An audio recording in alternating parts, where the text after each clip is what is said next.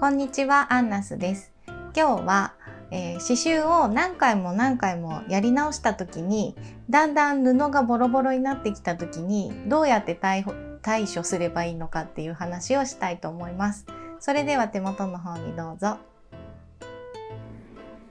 はい、例えば、ちょっとこれは試しに刺してみたんですけど、例えばこの丸が綺麗にいかなかった場合、切りますよね。ちょっと切ります。で、切ってやり直したりするんですけど、サテンステッチの場合は楽ですね。こうやって切れば早いんで。これでなんかここにこう穴がいっぱい、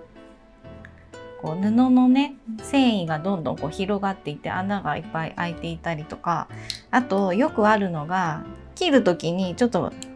間違えて布とか切っちゃったりとかして、こんな感じで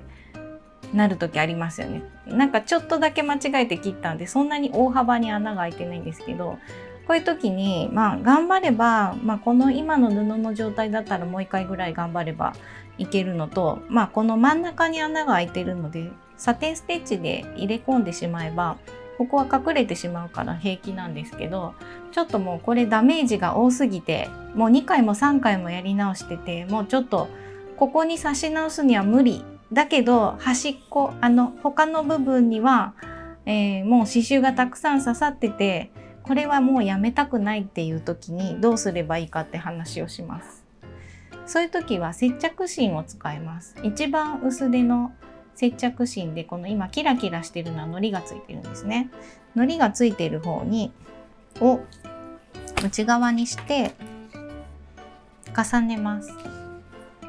で、糊はついてるけどもそれは無視してください。アイロン接着しないでこうやって重ねて、これで一緒に刺繍をします。そうすると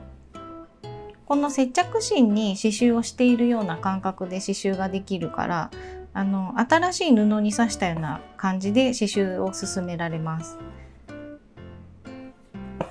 なので、ここの刺すところがもう穴がだいぶ大きくなってきて刺せないっていう時は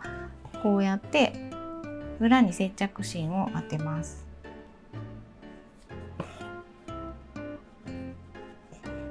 はい、これで刺繍ができたので裏に絡めてこれで切るんですけど、接着芯を入れた場合は接着芯もあと無駄なところはハサミでカットします。ちょっとね大きいハサミだと布も切りそうになるんで、できれば小さいハサミでちょこちょこ切っていくと綺麗に切れます。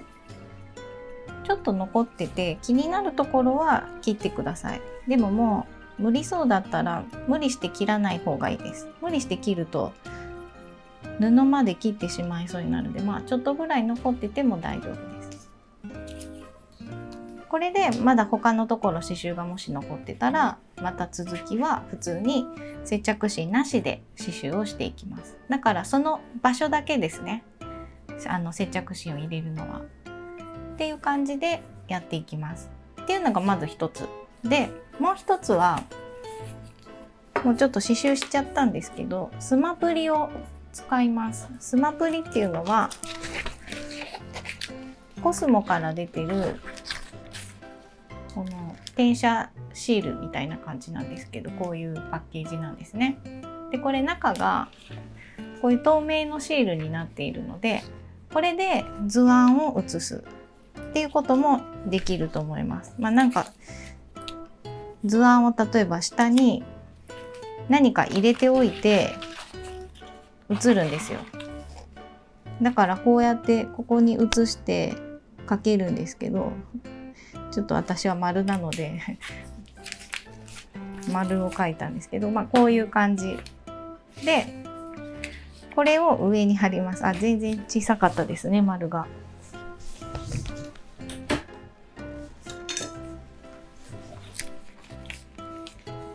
ちょっと大きめに切っておいてください。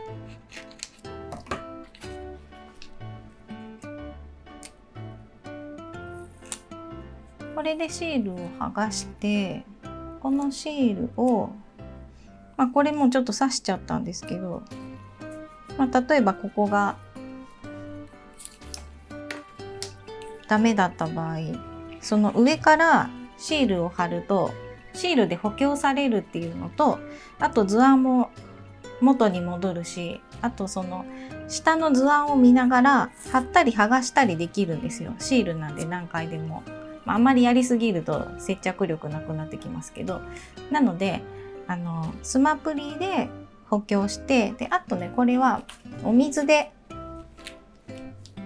消すんですね。私は熱湯でつけ置きして溶かすんですけど、そうですね、その生地に糊やインクが残る場合がありますってあるんですけど、糊みたいに残っちゃうのは水だからですね。ちょっとあったかいお湯とかで溶かすと割と綺麗に取れるので、それで溶かしてもらうとこれが何もなくなって刺繍が綺麗にできたっていう状態になります。なので、結構多分気に入らなくて何回もやり直すみたいなのは誰でもするんですけど、その時の対応としてはその接着芯を使うかスマプリを使うか、その2つのどちらかでやるといいと思います。以上です。いかがでしたか？チャンネル登録といいねボタンをよろしくお願いします。それではさようなら。